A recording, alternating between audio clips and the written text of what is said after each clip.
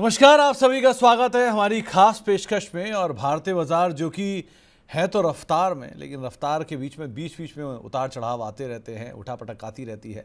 पिछले कई दिनों से कोई बड़े ट्रिगर नहीं आए तो बाजार ठीक ठाक रफ्तार के साथ कामकाज कर रहे हैं। लेकिन अब आगे आने वाले हैं दो बड़े ट्रिगर, एक है ट्रेड डील और दूसरा है अर्निंग्स। और इस क्वार्टर की अर्निंग के बाद कैसी दिशा कैसी दशा रहेगी मार्केट्स में, इस पर बातचीत कर लेते हैं। और आज हमारे साथ बातचीत करने के लिए एक और ख़ास मेहमान मौजूद हैं। गौरांग सर मौजूद हैं, जिनसे अक्सर बातचीत में करता ही रहा हूँ अलग अलग प्लेटफॉर्म पर।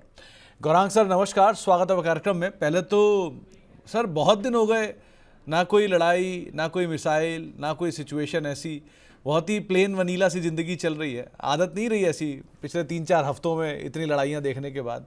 बाजार मतलब सच में सब कुछ ठीक चल रहा है या कुछ आने वाला है बड़ा सरप्राइज? बहुत बहुत धन्यवाद सुमित, इस मंच पर आमंत्रित करने के लिए। सभी को प्रणाम और शुभ संध्या हमारे तरफ से। मेरे ख्याल से कभी कभार वेनिला आइसक्रीम खाने की आदत डालनी भी चाहिए। स्वाद भूलना नहीं चाहिए, हमारे जुबान पे जो जायके होते हैं उस पर। और एक तरीके से अच्छी बात है, मिसाइल दागना, गोलियां छोड़ना, ड्रोन्स छोड़ना, म्यूटेशंस छोड़ना, ये मेरे ख्याल से आखिरकार क्या होता है, आपका जान माल का नुकसान होता है। और फिर 10-15 दिन के बाद कोई एक बड़ा नेता खड़ा हो जाता है, विश्व भर में शांति दूत बनने का प्रयास करता है, और फिर उसके बोलने पर सब विराम हो जाता है। तो फिर ये करने की क्या जरूरत थी पहले?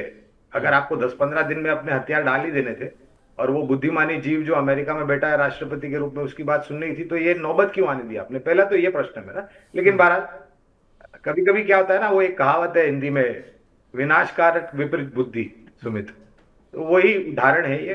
और रशिया और यूक्रेन के बीच में आज ही मैं कहीं पर पढ़ रहा था कि फिर से राष्ट्रपति ट्रंप ने राष्ट्रपति पुतिन को फोन किया था और ईरान मसले के बारे में बातचीत की, यूक्रेन के बारे में बातचीत की, वगैरह वगैरह।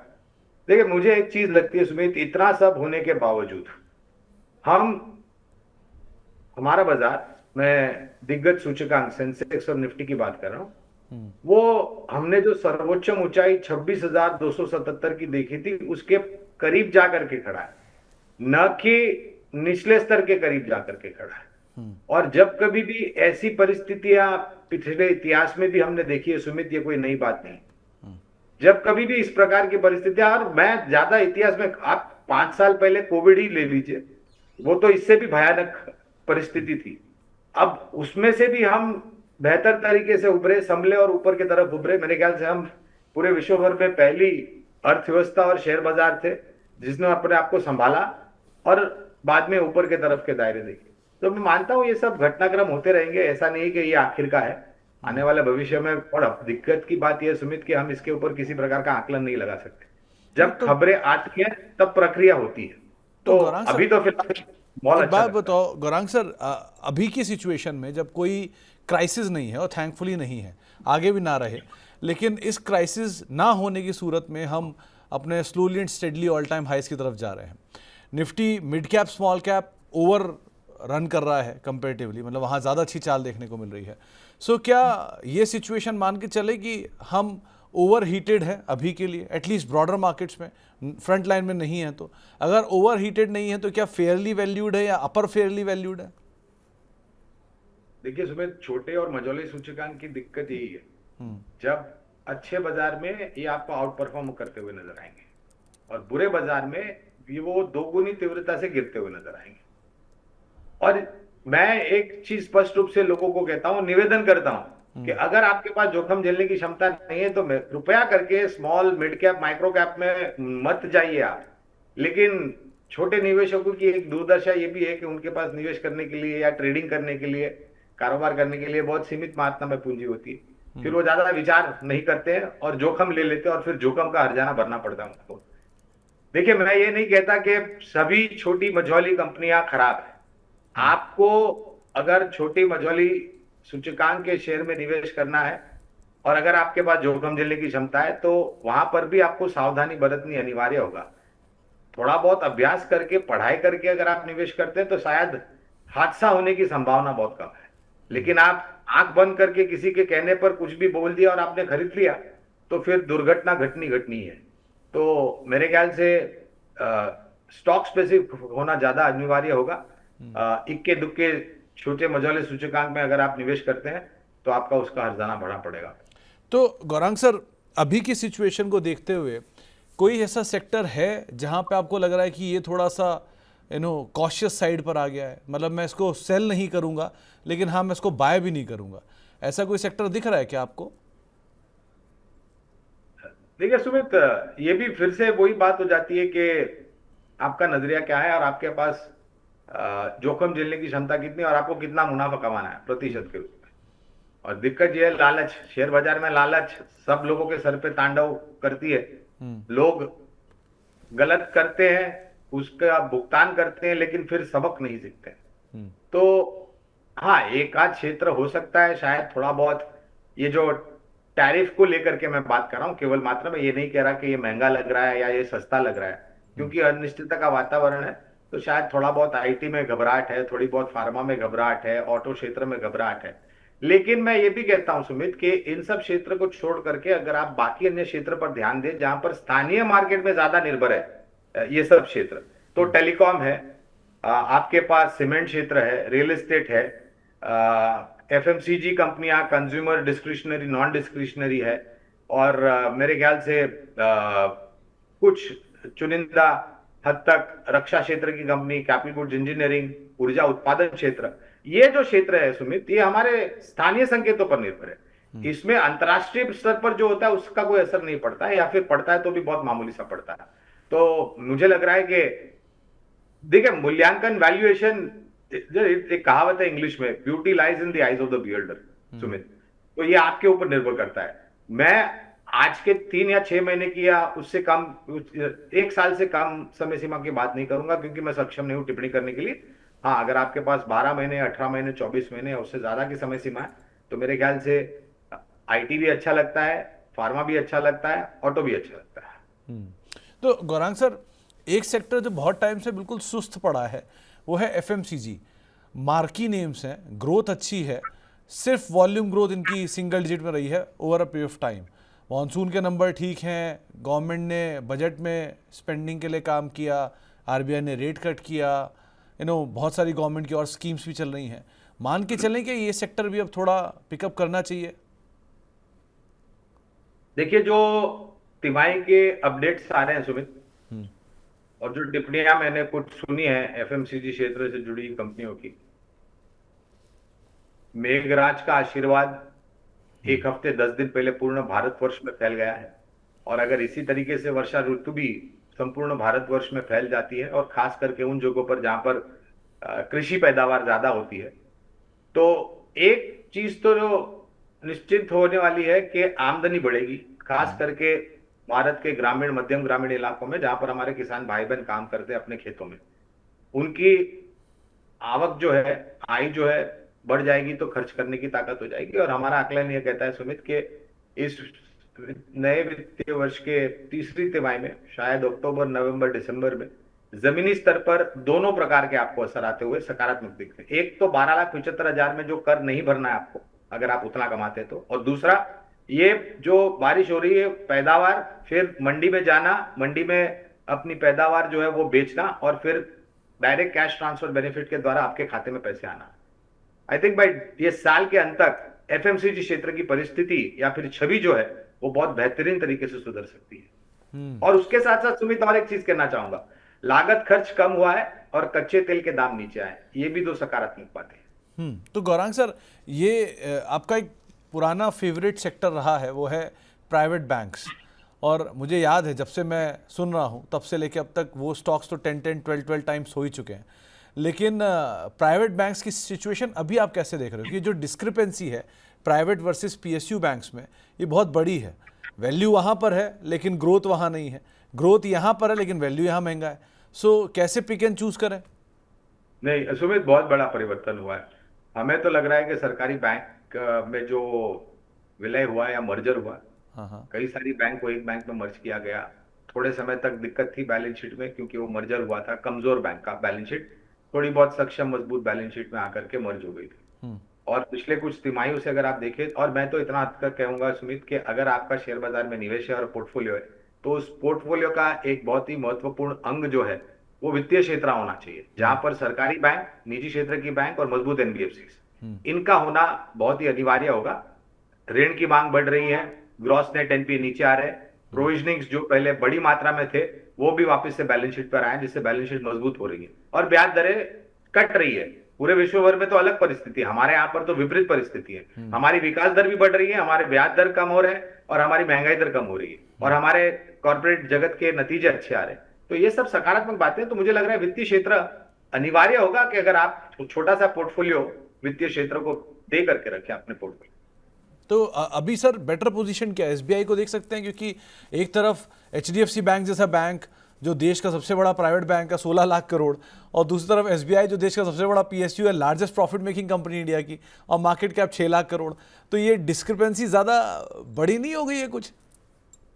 नहीं, तो मैं पक्षपात नहीं करूंगा सुमित। हमारी और हाँ, ये बताने से पहले अनिवार्य होगा एक डिस्क्लोजर देना, क्योंकि आजकल डिस्क्लोजर देना बहुत ही अनिवार्य है। जो भी निवेश लायक रणनीति लंबी अवधि के लिए आपके समक्ष रखेंगे हम, वो हमारी रिसर्च टीम की तरफ से, इसमें हमारी कंपनी जियोजित का या मेरा कोई निजी निवेश नहीं है, लेकिन इसी प्रकार से, या फिर कोई कॉन्फ्लिक्ट ऑफ इंटरेस्ट भी नहीं है, लेकिन इसी प्रकार से राय हम हमारे क्लाइंट्स को देते हैं। हो सकता है उनका निवेश हो। आपका प्रश्न का उत्तर देते हुए पक्षपात बिल्कुल नहीं करूंगा। स्टेट बैंक ऑफ इंडिया भी अच्छा लगता है हमारी टीम को, इसके साथ साथ एचडीएफसी बैंक भी अच्छा लगता है, इंडियन बैंक भी अच्छा लगता है, इंडसइंड बैंक भी अच्छा लगता है, कोटक महिंद्रा बैंक भी अच्छा लगता है, पीएनबी भी अच्छा लगता है, आईसीआईसीआई एक्सिस अच्छा लगता है, bank of India, bank of Baroda भी अच्छा लगता है सुमित। और मैं मानता हूं, और मैं तो इतना तक कहूंगा सुमित कि आप एक बराबर मात्रा में, बराबर हिस्से में, आपके पास जो भी पूंजी है उसका अगर आप कुछ हिस्सा वित्तीय क्षेत्र में लगाना चाहते हैं तो बराबरी का हिस्सा करके, एक हिस्सा प्राइवेट सेक्टर बैंक्स, निजी क्षेत्र बैंक्स, दूसरा हिस्सा सरकारी बैंक और तीसरा हिस्सा सक्षम मजबूत एनबीएफसी को दे। और गौरांग सर, आईटी पे क्योंकि आपने थोड़ा कॉशियस स्टांस रखा है, लेकिन आईटी में जैसे जैसे यूएस ट्रेड डील्स करता चल रहा है, क्या जो सिचुएशन ऑफ टैरिफ है वो थोड़ा स्टेबल होगी? और जो ये लार्ज कैप प्लेयर हैं, जो टीसीएस जैसी कंपनियां 4500 का बायबैक करके 3000 पे खड़े हुए हैं, 3400 पे खड़े हुए हैं, या ये जो बड़े नाम हैं जिनकी वैल्यू ऑलरेडी करेक्ट हुई है, ये विजा वी बेटर पोजीशन नहीं होंगे मिड कैप के सामने? इसका उत्तर देने से पहले मुझे एक सनी देओल का डायलॉग याद आ रहा है। कोर्ट में खड़े होकर जज साहब को बोल रहे हैं, तारीख पे तारीख, तारीख पे तारीख। अब ट्रंप ने अगस्त पहली की तारीख दी है, मेरे ख्याल से 6 जुलाई या 9 तारीख 9 जुलाई थी। 9 जुलाई थी, हाँ 9 जुलाई, वो 90 दिन का जो उन्होंने एक खिड़की बना करके रखी थी, तो अब 9 जुलाई से अब 1 अगस्त हो गई है। तो वो डायलॉग याद आ रहा है सनी देओल का, तारीख पे तारीख, तारीख पे तारीख, पता नहीं आदेश कब आएगा। तो आपका प्रश्न का उत्तर देते हुए, अब देखो सुमित भाई, एक बात यह है कि अमेरिका मंदी में चला जाएगी, अमेरिका मंदी में चली जाएगी, अर्थव्यवस्था ठप हो जाएगी, महंगाई दर बढ़ जाएगी, ये बातें हमने 3 साल पहले भी सुनी थी। ऐसा कुछ नहीं हुआ, अब भी सुन रहे।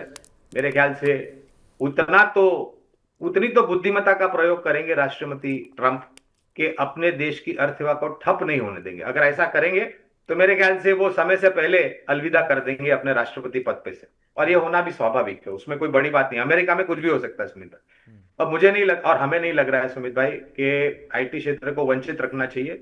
जहां तक आपका निवेश का सवाल है, हमें मझौली बट दिग्गज कंपनी भी आईटी में पसंद आती है, उदाहरण तौर पर टीसीएस, इन्फोसिस, एचसीएल टेक। मझौली कंपनियां भी आईटी में पसंद आती है, उदाहरण तौर पर कोफोर्ज है, टाटा टेक्नोलॉजी है, टाटा एलेक्सी है, छोटी कंपनियां जो है उदाहरण के तौर पर केपीआईटी टेक या फिर साइंस लिमिटेड। मझौली कंपनियों में एलटीआई माइंड्री, एलईटी टेक्नोलॉजीज का भी आप शामिल कर सकते हो। तो एक समीकरण है। और एक बात सुमित मैं स्पष्ट रूप से बताऊं, आज के तारीख में जिस प्रकार का वातावरण है, जिस प्रकार से साइबर अटैक्स हो रहे हैं, जिस प्रकार से हैकिंग हो रही है, जिस प्रकार से फिशिंग हो रही है, हर एक इंडिविजुअल को और हर एक कंपनी को, चाहे वो छोटी मझौली दिग्गज या मल्टीनेशनल कंपनी हो, अपने आईटी एनवायरनमेंट को सुरक्षित और एक्सटर्नल अटैक से वंचित रखना मेरे ख्याल से बहुत ही अनिवार्य होगा। और उसके लिए आपको आईटी क्षेत्र की सेवाएं, प्लेटफॉर्म्स और प्रोडक्ट्स की जरूरत पड़ेगी पड़ेगी। तो गौरांग सर, ये मतलब मल्टीपल थीम्स पे सालों से आप नज़र रखे हुए हो, ये ट्रेडिशनल थीम्स के अलावा क्या वैल्यू चेन पे काम शुरू किया आपने कि मतलब पावर नहीं तो पावर प्रोड्यूसर्स पे, या पावर प्रोड्यूसर नहीं तो पावर की एंसिलरी कंपनीज पे, ऑटो नहीं तो ऑटो एंसिलरी कंपनीज पे, तो ये जो सीमेंट या रियल स्टेट में नहीं तो सीमेंट पे, तो ऐसे करके जो वैल्यू चेन्स हैं इनको कैसे आइडेंटिफाई करें इस समय? तो देखिए हम सब साथ देखिए, ये जो आपने बात करी ना, ये ऑटो और ऑटो एंसिलरी, ऑटो अच्छा करेगा, ऑटो एंसिलरी भी अच्छा करेगा, टायर मैन्युफैक्चरिंग कंपनी अच्छा करेंगे सुमित, बैटरी मैन्युफैक्चरिंग अच्छा करेंगे, एंसिलरी क्षमा चाहता हूं, इलेक्ट्रिक व्हीकल्स अच्छा करेंगे। तो स्वाभाविक है उनसे जुड़ी हुई जो कंपनियां हैं, आईटी वगैरह, जो भी जो रिक्वायरमेंट है, क्योंकि इलेक्ट्रिक व्हीकल में आपको ज्यादा सॉफ्टवेयर और हाई टेक्नोलॉजी एक व्हीकल होता है, तो वो आपको जरूरत पड़ता है। आपने रियल एस्टेट जिक्र किया, रियल एस्टेट तो सीमेंट तो खाता ही है। हमारे देश में जितनी भी सीमेंट उत्पादन होती है सुमित भाई, second largest consumer is the real estate sector. तो रियल एस्टेट अच्छा करता है तो सीमेंट सेक्टर भी अच्छा करेगा, हाउसिंग फाइनेंस भी अच्छा करेगी, bath and fittings, sanitary fittings company भी अच्छा करेगी, पेंट कंपनियां भी अच्छा करेगी, और वेट्रीफाइड टाइल्स बनाने वाली भी कंपनियां अच्छी करेगी। इसके साथ साथ आपको पता है, आप तो मेरे ख्याल से एनसीआर गुड़गांव के आसपास रहते हैं, मेरे ख्याल से 15 दिन पहले डीएलएफ ने 11,000 का करोड़ का पूरा प्रोजेक्ट 10 दिन में बेच दिया। अगर आपके पास ऐसा पैसा है फ्लैट लेने के लिए या फिर अपना रेसिडेंशियल प्रीमाइसेस लेने के लिए, उस घर में कम से कम आप 3 या 4 एसी तो लगाएंगे, तो white good consumer durable appliance भी बिकेगी सुमित। तो ये पूरा एक दूसरे से जुड़ा हुआ है, आप इसको अलग करके नहीं देख सकते सुमित। तो अच्छा गौरांग सर, अब अपकमिंग सीजन है अर्निंग का, उम्मीदें क्या हमने लगा के रखी कि अब हम जिस जगह पे खड़े हैं, mid cap small cap already थोड़ा हायर साइड पर है और उस पूरे सिनेरियो के बीच में नंबर आ रहे हैं। कई प्रमोटर माल बेच के ऑलरेडी जा चुके हैं, एक छमाही में हमने ऑलरेडी देख ही लिया है कि 3 लाख करोड़ के आसपास का माल अब तक बिक चुका है, जो पिछले साल को एक्सीड कर चुका है। सो इस तरह के सिनेरियो के बीच में अब हम नंबर्स में आएंगे, कैसे रीड करे जाए इस बार के नंबर्स? कोई खास उम्मीद किसी से, कोई सरप्राइज, या ये जो एशियन पेंट जैसी कंपनियां जो ऑलरेडी बहुत बीटन डाउन है, यहाँ बहुत गुंजाइश नहीं है बिकवाली की? देखिए सुमित, मैं ना इस बात से सहमत नहीं हूं कि प्रमोटर ने माल बेच दिया। अच्छा, मैं तो ये देखता हूं कि अगर किसी बड़े प्रमोटर ने या बड़े निवेशक ने माल बेचा है, तो किसी बड़े निवेशक ने माल खरीदा है सुमित। ठीक है। हम ये क्यों देखते हैं कि प्याला आधा खाली है, हम ये क्यों नहीं देखते हैं कि प्याला आधा भरा हुआ है? ठीक यू है। Should not see that the glass is half empty, you should always see that the glass is half full. ये ऑप्टिमिज्म होता है, और ये हाथ बदलने से या फिर हिस्सेदारी बेचने से कोई फर्क नहीं पड़ता है कंपनी के कामकाज पे। ये आपने देखा होगा, कितने साल से आप भी जुड़े, मैं भी जुड़ा हूं। एक उदाहरण देता हूं, इंटरग्लोब एविएशन इंडिगो, जो कि बहुचर्चित उड़ान क्षेत्र का शेयर रहा है, मेरे ख्याल से अगर मेरी याददाश्त आए तो 1,000 रुपए जब उसका भाव था कई समय पहले, अभी तो पता नहीं कॉर्पोरेट डेवलपमेंट बोनस वगैरह या फिर स्प्लिट वगैरह जो भी हुआ रहेगा, गंगवाल फैमिली ने उस समय से बेचना शुरू किया, अब तक जी। बेच रहे। शायद आने वाले कुछ फर्क पड़ा, नहीं। 1,000 वाला आज 5,500, 6-7,000, 10,000 जाने की क्षमता रखता है वो शेयर, ऐसा मुझे लग रहा है अनुमानित। तो मैं तो ये कहता हूं कि ये सब चीजों पे ज्यादा ध्यान नहीं देना चाहिए। आपको ये देखना चाहिए कि अगर किसी ने बेचा है तो किसी बड़े ने खरीदा भी है। जहां तक आपका प्रश्न है कौन से क्षेत्र पहली तिमाही में अनुमानित या अंदाजन बता रहा हूं सुमित अच्छा कर सकते हैं, तो मुझे लग रहा है कि जिस तरीके से पहली तिमाही के अपडेट्स आ रहे हैं, वित्तीय क्षेत्र अच्छा कर सकता है, जहां पर सरकारी बैंक, निजी क्षेत्र की बैंक, मजबूत एनबीएफसी होगी। इसके साथ साथ हमें लग रहा है कि सीमेंट सेक्टर अच्छा परफॉर्म कर सकता है। रक्षा क्षेत्र, कैपिटल गुड्स, आपने ऊर्जा का भी नाम लिया था, ये सब क्षेत्र हैं जहां पर हमें लग रहा है कि नतीजे अच्छे आने की पूरी पूरी संभावना है। ये मैं नहीं कहता कि बाकी अन्य क्षेत्र के खराब आएंगे, लेकिन यहां पर बेहतर रुझान आने की संभावना है।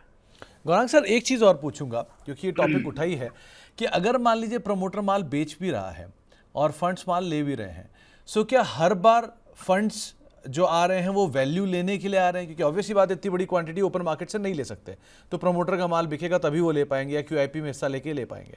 लेकिन क्या हर बार ऐसा हो रहा है? कभी कभी ऐसा भी हो रहा है कि प्रमोटर को बस माल बेचना था, वो भी बेच रहे हैं, तो बहुत पिक एंड चूज करने की जरूरत नहीं है यहाँ पे? देखिए, पिक एंड चूज तो शेयर बाजार, सुमित भाई, शेयर बाजार में निवेश पिक एंड चूज पर ही होता है। आप आंख बंद करके कुछ भी नहीं कर सकते सुमित भाई।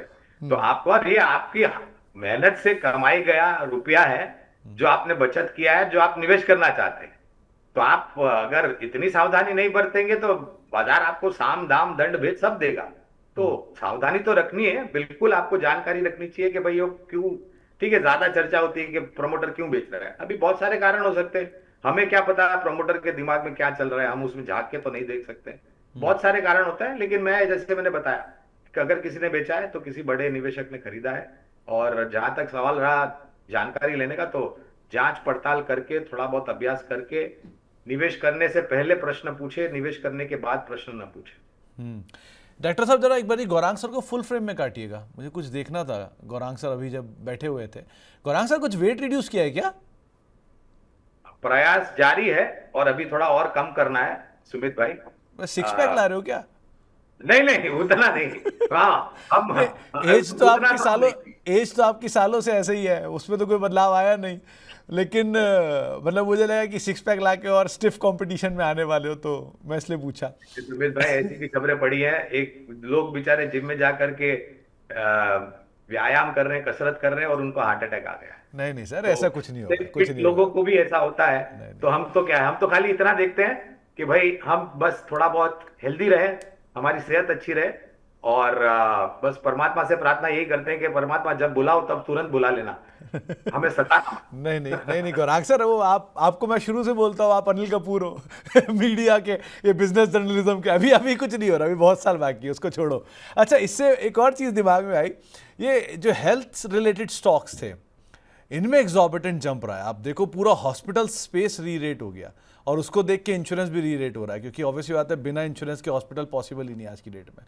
तो यहाँ पर आप कैसे देख रहे हो कि इतने महंगे हो गए शेयर? अच्छी चीज़ बहुत महंगी है, और महंगा और महंगा हुआ चला जा रहा, रुक भी नहीं रहा। अपोलो, मैक्स, कोई भी नीचे नहीं, सब अपने हाइस काट रहे हैं। इसे कैसे देखोगे आप?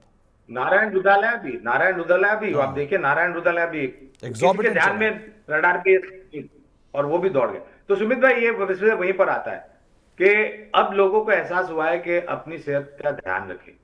पहले क्या होता था, चलो ठीक हो जाएगा, कुछ इधर उधर की घरेलू इलाज कर दिया, घरगुती या गांवठी इलाज कर लिया, काम चला लेते। लेकिन आज ऐसा नहीं है। आज अगर कुछ भी होता है तो लोग पूरी तरीके से अपनी जांच पड़ताल कराते हैं, पूरा फुल बॉडी चेकअप कराते हैं। और उससे मेरे ख्याल से मेरे जो, और ये सिर्फ अब बड़े शहरों में सीमित नहीं है, ये धीरे धीरे करके टायर 2 टायर 3 सिटीज में भी जा रहा है, बाकी अन्य जगहों पर भी जा रहा है। और जहां तक हेल्थ केयर, तो दवाई बनाने वाली कंपनियां भी अच्छे लगती है, खास करके सुमित भाई जो सीडीएमओ प्ले है, जेनेरिक्स और एपीआई, ये 3 फार्मा के जो वर्टिकल्स है, ये हमें बहुत अच्छा लगते हैं। और हम फार्मा क्षेत्र की जब भी बात करते हैं तो हमने एक चीज हमेशा कही है कि आप फार्मा क्षेत्र के साथ साथ हेल्थ केयर और डायग्नोसिस करने वाली कंपनी, इसको भी साथ में ध्यान रखें। तो अपोलो, फोर्टिस, नारायण रुद्रलया, ये तीनों पर खरीदारी की राय है हमारी टीम की तरफ से। डायग्नोसिस में डॉक्टर लाल पैथलैब्स नाम की एक कंपनी है जहां पर खरीदारी की राय है।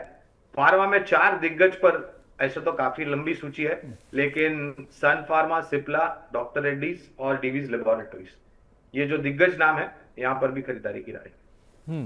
और लास्टली गौरांग सर, जो आईपीओ मार्केट में हाल फिलहाल में हलचल बड़ी है, एचडीबी जैसा बड़ा नाम आ गया मार्केट के अंदर, लीला जैसे नाम आए मार्केट के अंदर, दोबारा ये बाजार वापस धीरे धीरे गर्म हो रहा है। और वो जो पुराने नाम हैं, जो फैंसी नेम थे, बजाज हाउसिंग, टाटा टेक, ये तरह की कंपनियां, या न्यू एज कंपनियां जैसे इटर्नल हुआ, स्विगी हुआ, पीबी फिनटेक हुआ, पेटीएम हुआ, इवन ओला हुआ, इतनी ज़्यादा करेक्शन दिखा चुका है। सो यहाँ से कोई नाम अभी तक पिक कर पाए हो आप? लग रहा है कि ये एस्टैब्लिश प्लेयरों के साथ रहो, जो पुराने ब्रांड के साथ एसोसिएटेड है, टाटाज हुए या एचडीएफसी हुए या बजाज हुए? देखिए, पुराने नामों की ना एक प्रथा और एक इतिहास रहा है। मैं ये नहीं कहता कि एचडीबी में तो डिस्क्लोजर ये भी देना चाहूंगा कि हमारी रिसर्च टीम की तरफ से आईपीओ में लंबी अवधि के लिए निवेश करने की राय थी, लेकिन मेरे ख्याल से काफी चल चुका है मूल्यांकन के हिसाब से। नतीजे आने पर फिर वापस इसका हम थोड़ा बहुत अभ्यास करेंगे और फिर निर्णय लेंगे कि क्या करना है। लेकिन हिस्टोरिकली स्पीकिंग, अब देखिए आप, बजाज फाइनेंस 9,000 तक गया मेरे ख्याल से, और फिर स्प्लिट और बोनस 950 या 1000 के करीब आज बंद आया, बहुत चर्चित था। ये एक ऐसा स्टॉक है सुमित, जब पिछले अक्टूबर में पूरा बाजार गिर रहा था तो ये महाशय अपने आप को सर्वोच्च ऊंचाई पे लेके जा रहे थे, अपने आप को संभाल कर। तो जो पुराने दिग्गज कॉर्पोरेट जगत के वेल नोन कॉर्पोरेट हाउसेस से जो कंपनी आती हैं, चाहे वो टाटा समूह की कंपनी हो, मुकेश अंबानी समूह की कंपनी हो, या फिर आदित्य बिरला ग्रुप की समूह की कंपनी हो, या फिर गोदरेज की हो, या फिर कोई भी सक्षम मजबूत ग्रुप की कंपनियां हो, अगर नतीजे अच्छे आते हैं और मैनेजमेंट का एक लक्ष्य जो है वो कारगर रणनीति कारोबार को लेकर के जमीनी स्तर पर अमल में लाना और उस कंपनी को आगे बढ़ाना, ऐसा अगर होता है तब जाकर के शेयर धारकों का विश्वास बढ़ता है और लोगों का आकर्षण बढ़ता है। तो मैं तो ये कहता हूं, ये न्यू एज कंपनियों में देखो दिक्कत ये है, सुमित, के कभी कभी एक आपने ओला इलेक्ट्रिक का मेरे ख्याल से नाम लिया। अब देखिए 76 पे आईपीओ आया था, 150 तक गया, 150 से अब डिस्काउंट में चल रहा है। प्रॉब्लम यह है कि कंपटीशन बहुत बढ़ गया है यहाँ पर। कंपनी तो बहुत बड़ी बड़ी बातें करती है, लेकिन बड़ी बातें करने से आप काम कीजिए, उस पर ज्यादा विश्वास होगा लोगों का। बड़ी बात पर करने से किसी लोगों का विश्वास नहीं होता है। तो आप मूल्यांकन जो आईपीओ आता है वो भी बहुत महत्वपूर्ण रखता है। अगर आप टेबल पे कुछ छोड़ जाते हैं लंबी अवधि के निवेशकों के लिए, तो निवेशक आपको हमेशा याद रखेंगे। चलिए गौरांग सर, बहुत बहुत शुक्रिया पहले तो अपना समय में देने के लिए, आज हमसे बातचीत करने के लिए। समय का अभाव था वरना और बात करते, लेकिन बहुत बहुत शुक्रिया सर। और आपने पूछा ना दिल्ली एनसीआर में कहीं रहते हैं, तो आप ज़रा दिल्ली एनसीआर लैंड करिए, तब आपको हम एग्जैक्टली बताते हैं हम कहाँ रहते हैं और साथ में बैठ के डिनर भी करते हैं। लेकिन आप आते ही नहीं है तो हम आपको बताएं कहाँ कि हम कहाँ रहते हैं और कैसे आपसे मिले। लेकिन बहुत बहुत शुक्रिया सर हमारे साथ मौजूद रहने के लिए, अपना समय देने के लिए, हमसे बातचीत करने के लिए। मेरा आपसे वादा रहा, हम बंबई में आपसे मिल नहीं पाए थे, उसका संकोच और दुख आज भी होता है। लेकिन मैं जब कभी भी दिल्ली आऊंगा, मेरा काम मैं बाद में करूंगा, पहले आपको फोन करूंगा और हम भोजन करेंगे साथ में। जल्दी सर आपको मुंबई में ही मिलूंगा मैं। पिछली बार मौका छूट गया, इस बार ही नहीं छूटूंगा, इस बार पहले फोन करके फिर आऊंगा आपके पास। लेकिन बहुत बहुत शुक्रिया सर आज हमारे साथ जुड़ने के लिए और बातचीत करने के लिए। तो अब हमारी खास पेशकश को ही समेटते हैं, एक ब्रेक का वक्त है और ब्रेक के उस पार भी खबरों का सिलसिला बना रहेगा। नमस्कार।